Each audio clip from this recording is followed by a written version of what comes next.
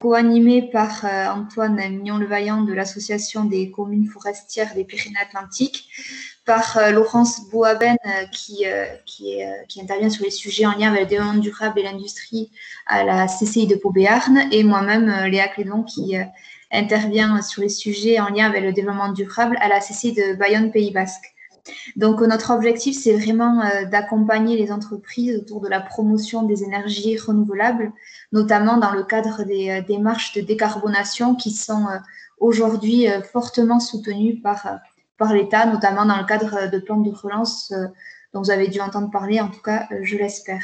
Ce webinaire s'inscrit dans une série de 3 webinaires. C'est le premier. Il ouvre la danse. Les prochains auront lieu en septembre et octobre prochains sur le sujet de la géothermie puis du solaire thermique. Ce webinaire et cette démarche s'inscrit, on va dire, dans un cadre encore plus global qui est celui de la transition écologique et énergétique que l'on investit à l'échelle de notre réseau des CCI régionales. On intervient sur une palette de sujets divers et variés autour de l'énergie, de l'eau, de l'écologie des déchets et de la stratégie RSE, donc la responsabilité sociétale des entreprises. Et on a le site Éco-Entrepreneur qui nous permet de mettre en avant nos actions, nos démarches, mais aussi les dynamiques qui sont déployées sur les territoires par les entreprises. Sur le site Éco-Entrepreneur de Nouvelle-Aquitaine, on vous enverra le support, donc n'hésitez pas à vous connecter pour que vous puissiez avoir une visibilité globale sur nos actions. J'ai oublié de vous préciser, mais je le fais de suite, en nous permettant d'enregistrer ce webinaire afin de pouvoir le mettre à disposition en replay sur nos sites respectifs. Si cela pose un souci, vous pouvez nous le signaler de suite, auquel cas on arrêtera l'enregistrement. Mais qui ne dit rien consent, donc si rien n'est précisé, on continue l'enregistrement. Merci d'avance et je vais laisser la parole à Antoine. Bonjour à tous. Du coup, Antoine Mignon-Levaillant, donc moi je suis chargé de l'animation des énergies renouvelables thermiques sur le département des Pyrénées-Atlantiques. L'objectif d'aujourd'hui, c'était de vous montrer très rapidement comment ça fonctionne le bois énergie. Pourquoi on utilise le bois énergie et en gros, qu'est-ce que vous avez comme soutien pour pouvoir aller au bout de ce type de démarche-là. Et puis, on en a profité aussi pour aller chercher un retour d'expérience avec la société 2EI, avec Martial Esteb qui est là et qui viendra vous parler un peu de son expérience. Concrètement, l'association des communes forestières, c'est une association qui est sur le département des Pyrénées-Atlantiques. On en a un peu partout en France, mais on regroupe une centaine de communes. Et l'objectif initial, c'était de développer l'utilisation du bois énergie en circuit court.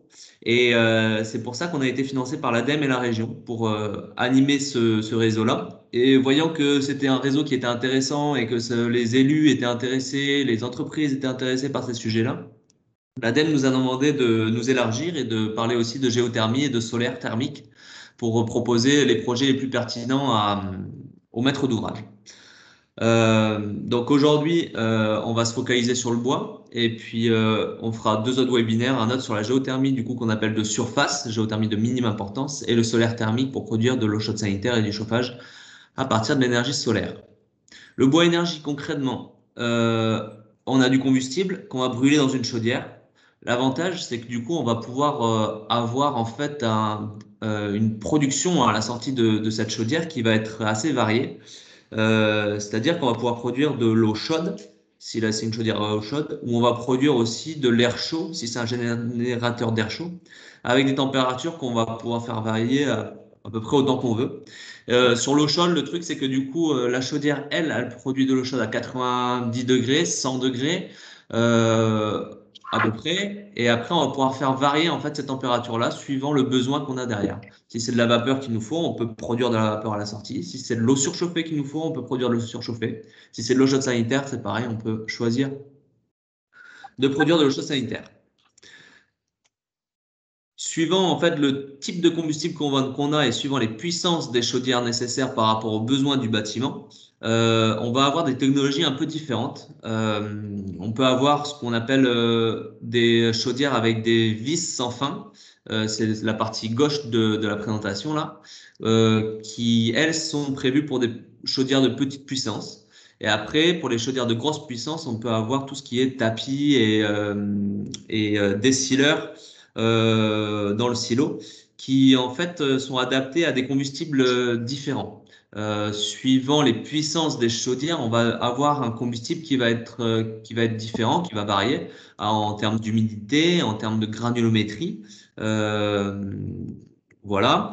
L'objectif de ces chaudières-là, celles donc qu'on présente aujourd'hui, c'est des chaudières qui sont complètement automatisées.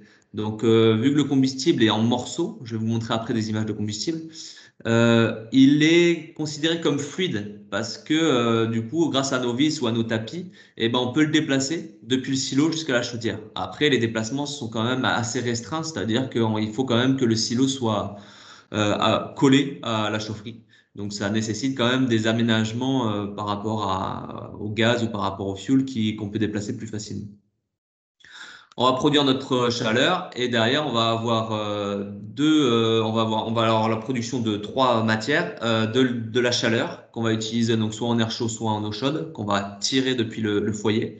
On va produire des cendres, donc c'est tous les résidus, environ 1% de ce qui est brûlé ressort en cendres. Et on va produire des fumées dans lesquelles on va avoir le CO2 qui lui sera récupéré par la forêt pour grandir. On va avoir de l'eau H2O pardon en vapeur. Et puis un peu de particules fines, un peu de NOx, un peu de SOx, un petit peu de de tous les imbrûlés. Mais plus notre rendement est bon dans le chaudière, moins il y a d'imbrûlés à la sortie.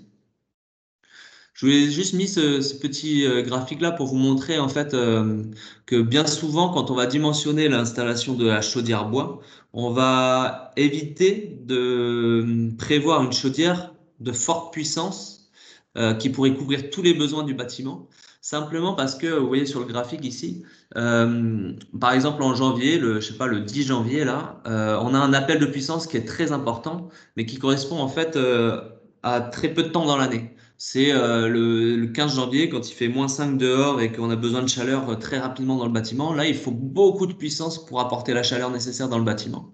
Sauf que ça arrive pas souvent, ça. La plupart du temps, vous voyez, on est à 60% de l'appel de puissance maximum, ou même des fois 50%. Donc l'objectif de la chaudière bois, c'est de la dimensionner à peu près à ça, 50 voire 60%, pour la faire tourner le maximum du temps dans l'année, avec un rendement qui sera le meilleur pour la chaudière. L'avantage de ça aussi, c'est que du coup, on va avoir une chaudière bois qui sera moins puissante, donc elle va mieux fonctionner, mais surtout, on va avoir un investissement moins important pour la mettre en marche, l'installer, l'acheter.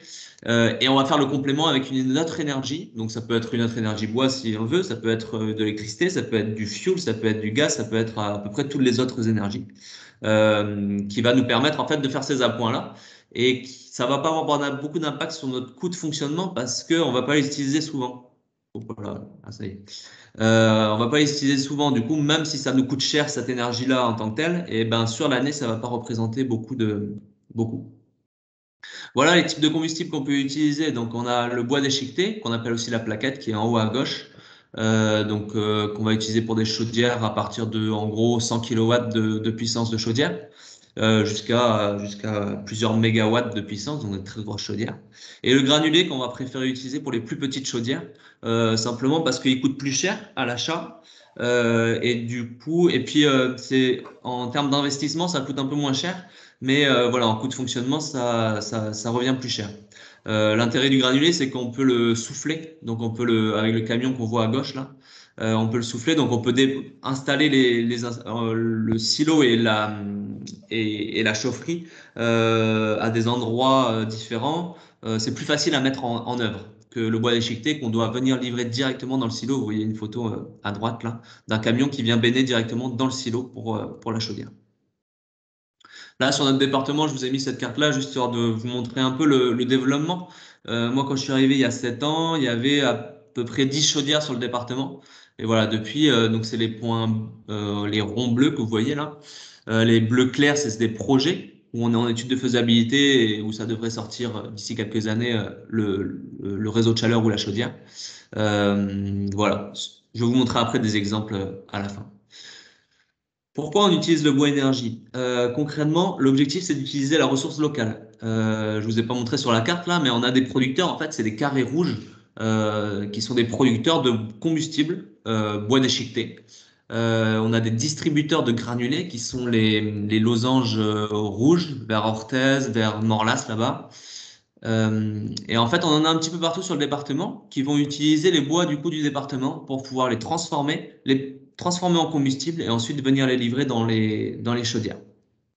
Donc voilà, une dizaine de producteurs quand même sur 64, sachant qu'après, sur les départements des Landes et des Hautes-Pyrénées, on en a aussi, et qui sont capables de venir un peu plus loin. Ce combustible-là, on peut se permettre de le déplacer à 50-80 km de là où il a été produit. Pas plus, parce qu'après, ça commence à revenir cher. Et d'un point de vue économique, ce qui est intéressant, c'est la stabilité de cette énergie-là. Donc, vous voyez à droite le graphique là de l'évolution des prix des énergies pour un industriel depuis 2013. Sur le bois, on a très peu de variations. Sur le fuel en noir, on a des variations qui sont dues à des variations géopolitiques. Sur le gaz, c'est un peu similaire. Après, on a des variations aussi interannuelles avec l'offre et la demande. Sur le bois, bois déchiqueté, on n'y est pas. Les variations sont très faibles. Et puis, ce qui est intéressant, c'est que, je vous ai dit tout à l'heure, l'investissement est important dans les systèmes d'énergie renouvelable, Et du coup, ce qui nous intéresse quand on compare deux systèmes de production d'énergie, c'est de savoir à combien revient le prix de la chaleur quand il sort du radiateur. Et le prix de la chaleur qui sort du radiateur correspond du coup à l'investissement dans le matériel, à l'entretien et à l'achat du combustible. Et vous voyez, donc c'est le graphique de gauche, sur les énergies fossiles, ce qui coûte cher dans la chaleur qui sort du radiateur, ben, la majeure partie, c'est notre combustible. Sur le bois, on va avoir à peu près 50%, ça correspond à notre investissement. Donc chaque année, on connaît le prix de la chaleur qui sort de notre radiateur. C'est 50%, ça vient de notre investissement qui est lisse, qui est lissé sur le temps d'amortissement, mais qui du coup n'est pas variable et est fixe sur le temps de retour sur investissement. Du coup, même si le bois évolue, eh ben, ça aura très peu d'impact et ça permet vraiment d'avoir une stabilité de nos coûts sur le long terme. Voilà, là j'avais mis une diapo. L'objectif, c'est de toute façon de vous transmettre le document. Donc c'était juste pour vous dire qu'on vous accompagne. Donc nous, aux communes forestières, on vous accompagne depuis le début du projet jusqu'au fonctionnement. Et puis il y a des accompagnements financiers pour tout ça, autant pour les études de faisabilité, donc en amont du projet pour vérifier qu'il y a vraiment un intérêt technique et économique à le faire, financé par l'ADEME à 50 voire 70% aujourd'hui. Et ensuite, sur les investissements, on a principalement l'ADEME qui finance. Après, ils discutent entre eux, entre régions et Europe avec le FEDER pour pouvoir arranger tout ça. Sur toutes les chaufferies de plus de 1200, qui consomment plus de 1200 MWh par an, l'ADEME finance avec le fonds chaleur. Ça, c'est clair. Le fonds chaleur aujourd'hui est bien doté et il y a la possibilité de financer tous les projets à travers ça. Il y a quelques critères techniques à vérifier. Je vous montrerai où on peut les trouver. Pour tous les projets de plus de 12 000 MWh par an, c'est le BCIAT, qui est un appel à projet annuel. Je crois que là, il faut rendre les copies avant fin octobre, mais c'est renouvelé chaque année, le BCIAT. Depuis 10 ans, c'est renouvelé chaque année. Et pour les petites chaudières, enfin petites moyennes, moins de 1200 MWh par an, on est en train de préparer pour notre département, pour le côté basque et pour le côté Béarn, un contrat de développement des énergies renouvelables thermiques qui nous permettra normalement d'ici 6 mois de faire financer tous les projets de moins de 1200 MWh par an. Et aujourd'hui, il y a des aides tremplins qui devraient être relancées, qui permettent aussi de financer ce genre d'installation. Voilà, là, vous avez les sites pour pouvoir aller chercher tous les détails sur le financement de l'ADEME. Et je vous ai mis quelques installations pour l'industrie que j'ai trouvées dans différents documents, notamment un document de l'ADEME qui parle de tout ça, pour tous les grosses chaufferies là que j'ai mis en première. Et quelques chaufferies qu'on a sur le département ici, nous, notamment celle de Safran à Bordes, donc qui chauffe des ateliers et des bureaux. Je sais plus quelle surface, mais c'est assez conséquent. On a la fromagerie Agour qui sur la route d'Irati qui chauffe ses ateliers de transformation de fromage, ses bureaux et qui produit la chaleur pour le process de la transformation de fromage. Il y a en gros 200 kW de puissance de chaudière bois. Et on a une menuiserie, la menuiserie Labi aussi, qui elle chauffe ses ateliers et ses bureaux vers Saint-Jean, vers Saint-Palais, vers Béguios. Voilà. Et du coup, je vous ai mis en bas là où est-ce que, en gros, L'intérêt de ces chaudières-là, c'est quand on a beaucoup de consommation, ben, du coup, on va diminuer vraiment nos coûts de fonctionnement et c'est là où il y a vraiment un impact. Donc, je vous ai mis les secteurs d'application courante, c'est là où, en fait, où il y a beaucoup de consommation d'énergie pour le chauffage, notamment, ou pour un process. Et c'est là où il y a vraiment une pertinence à utiliser ce type d'énergie. Et je vais laisser la parole du coup à Martial et Estève et de l'entreprise 2EI à Tarascon qui ont une petite chaudière bois pour pouvoir chauffer leur bâtiment. Donc il va vous en parler. Et à Peyo Boulin aussi de Argasner qui est du coup le distributeur de chaudières pour pouvoir détailler un peu tout ça plus précisément. Je vous laisse la parole. Oui, oui, est-ce que c'est bon, vous m'entendez? Oui. Ok, très bien. Et bonjour à tous et merci de nous laisser un petit peu de la parole pour présenter notre expérience au sein de l'entreprise de ZEI. Donc nous, on est basé à Tarascon sur Ariège. On avait un besoin sur nos bâtiments, donc bureaux et ateliers, notamment ateliers de mécanique, usinage mécanique, de chauffage. On avait un chauffage existant au fioul, une très vieille installation, et assez rapidement, on s'est tourné vers une solution de chauffage au bois, avec une solution en container. Alors vous en avez une petite illustration, un chauffage avec une chaufferie de 100 kW, une installation fournie par Argasner et nous avons travaillé nous aussi à la transformation puisque notre activité c'est l'électricité industrielle, la chaudronnerie et la mécanique. On intervient déjà dans les énergies renouvelables, donc on a cette sensibilité-là, puisque nous on travaille sur l'hydroélectrique en grande majorité dans les industries et on a aussi une activité autour du bois énergie qui est venue au fil du temps. Donc au départ, quand on a installé cette chaudière, on n'était pas encore dans le bois énergie, contre on s'y intéressait fortement pour le côté écologique et le fait que des ressources qui sont disponibles aussi à l'Ariège facilement. Et cette installation, on l'a démarrée avec du bois déchiqueté pendant 2 ans à peu près. Notre consommation était entre 150 et 200 mètres cubes de pellettes par an. Cette installation, on l'a réalisée avec un partenaire avec la société Argasner et avec nos équipes, puisqu'on a la capacité de transformer les différents équipements. C'est une chaudière qui est équipée d'un décileur rotatif et d'une vis en fait qui permet d'alimenter la chaudière. Cette chaudière, elle est conduite en interne par mes équipes de maintenance. Donc on a du personnel qui est formé à l'entretien basique et à l'alimentation de la chaudière. Au fil de notre histoire, de notre groupe, il y a maintenant 6 ans, on a basculé sur du chauffage au granulé, au pellet de bois. Pour la simple et bonne raison que nous sommes au travers de notre groupe. 2EI, c'est une société d'un groupe familial. Et notre groupe familial a investi dans une fabrique de granulés de bois qui est installée à Foix, à côté de Tarascon, dans l'Ariège. Et logiquement, on a utilisé les granulés que l'on produit pour alimenter notre chauffage. D'où la configuration du silo. Excusez-moi, d'où la configuration du silo. Au départ, avec un toit amovible qui permettait de verser les plaquettes dans le silo. Aujourd'hui, on les souffle avec le camion souffleur, comme l'a indiqué Antoine tout à l'heure. Bon, ça a pour bénéfice de réduire quand même notre consommation en volume de granulés, puisqu'ils ont une densité énergétique bien supérieure. On a par 3 ou 4 la conso, on est sur 25 tonnes par an. On peut on n'a pas une consommation totalement développée sur cette puissance de 100 kW, puisqu'on a pour projet de chauffer nos ateliers de chaudronnerie aussi. Voilà, donc le projet est en attente et on a la capacité d'augmenter notre production. C'est de l'eau chaude en fait, sur un réseau de radiateurs dans les bureaux, de ventiloconvecteurs dans l'atelier de mécanique et dans les vestiaires.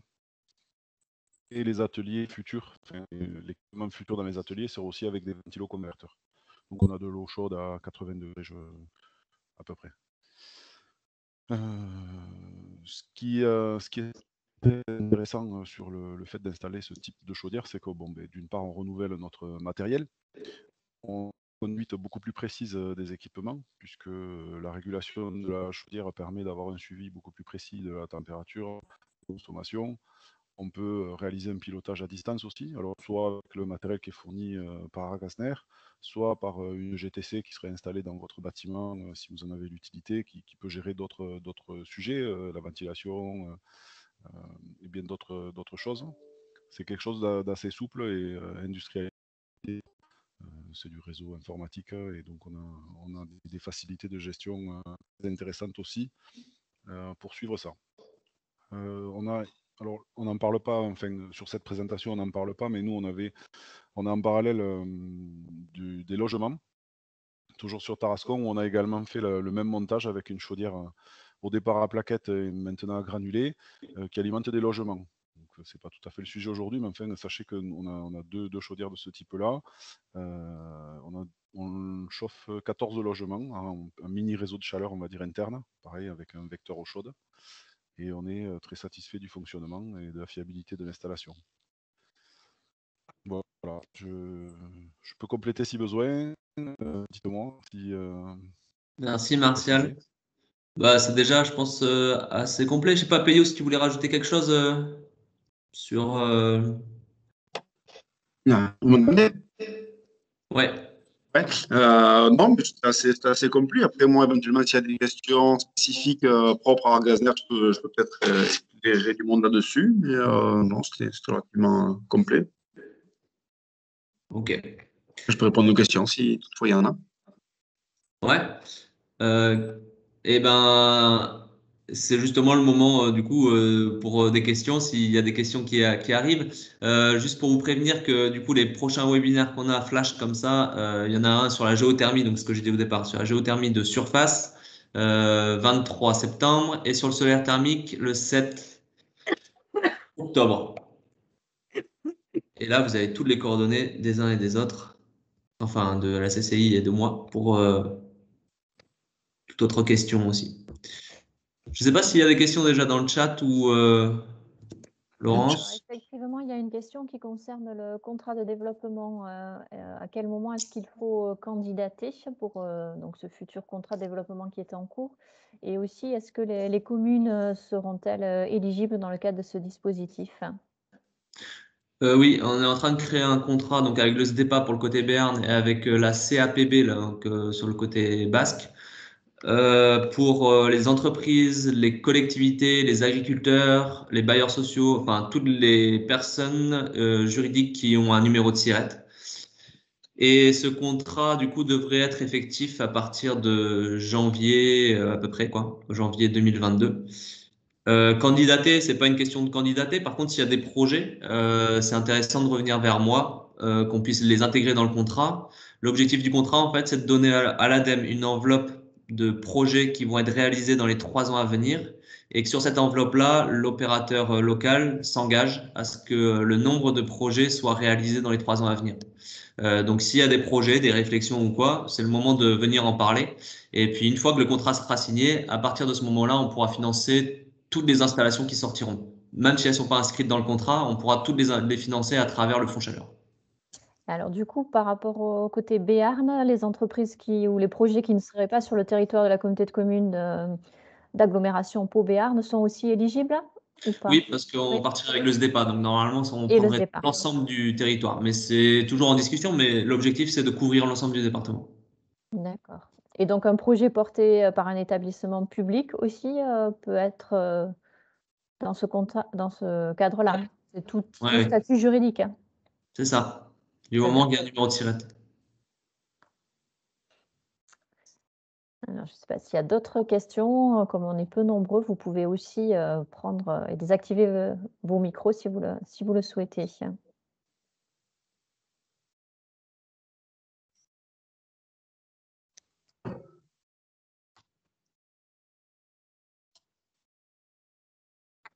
Non.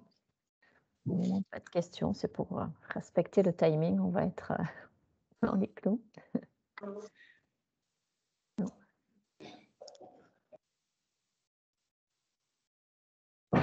Moi, j'ai une petite question. Oui. Je suis de Safran Helicopter Engine. On se pose la question sur notre chaudière biomasse dont vous avez parlé tout à l'heure, là, qui fait 3 MW. Et on se pose la question de réduire la puissance, en fait, parce qu'on consomme de moins en moins d'énergie. Et est-ce que on pourrait être éligible dans un cas d'un remplacement de chaudière à bois sur le fond de chaleur ou un truc comme ça? Enfin, c'est Question piège, hein. ouais. Et en fait, c'est exactement l'inverse de ce que propose l'ADEME. L'ADEME propose de financer les augmentations de puissance quand elles sont justifiées par justement une consommation plus importante.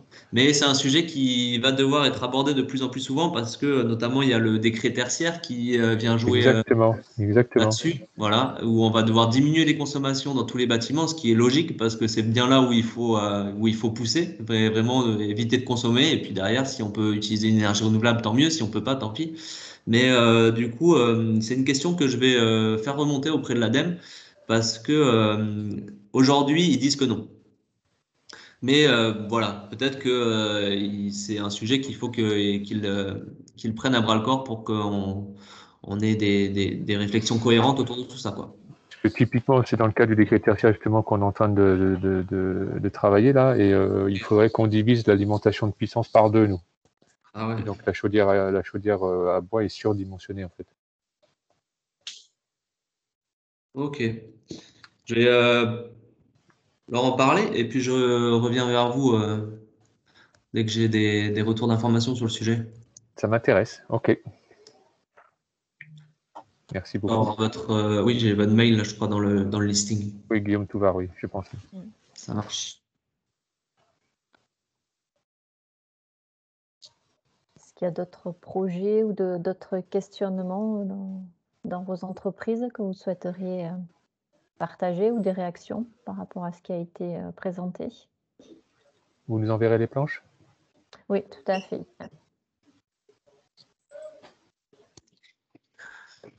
Bon, bah, peut-être que si on a fait le tour de vos premières questions, on se tient à disposition pour les futures. Et puis Léa, je te laisse clôturer. Oh, bah, ça va être très rapide. Vous remercier et les intervenants de vos interventions qui apportent effectivement de l'opérationnel à la théorie que nous a apporté Antoine. J'espère qu'en tout cas, que ce soit sur le niveau technique comme financier, vous avez déjà une bonne vision des choses. Vous aurez bien entendu les slides et puis comme on l'a dit, on reste à votre disposition, que ce soit Laurence, Antoine et moi-même pour vous accompagner dans vos projets. Et on vous rappelle à nouveau les 2 autres webinaires qui suivront en septembre et octobre sur la géothermie et le solaire thermique. N'hésitez pas à en bénéficier à nouveau. Merci beaucoup à vous toutes et à vous tous. Merci. Merci. Merci.